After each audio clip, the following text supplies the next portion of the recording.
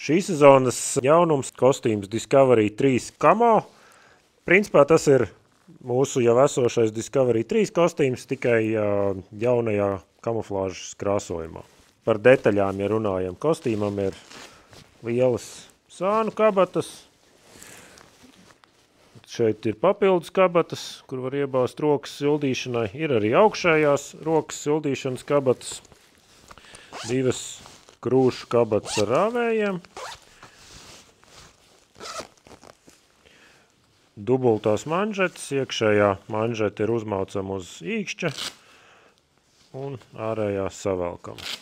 Ir uzprintēts silikona materiāls uz pleciem, lai nenošļūk lēnces, piemēram, somai vai stei. Priekšējais rāvējslēdzējs, kur var arī atvērt no apakšas. Iekšējās kabatas ar rāvējslēdzēju. Otra no sietveida materiāla kabata, kur glabā cimdus. Savalkamas jostas vietā. Šim kostīmam temperatūras režīms ir -35. Membrānas ūdens izturība ir 8000 un elpotspēja 6000. Arī ir kapuce savelkama. Discovery 3 kombinzona bikses ar augsto priekšu un aizmuguri.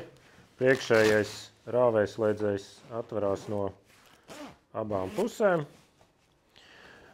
Ir sānu kabatas, elastīgas lēnces ar sprādzēm. Tāpat ir uzlikas papildus uz dibena, kuras var arī izņemt pie nepieciešamības. Tādas pašas ir arī uz ceļiem.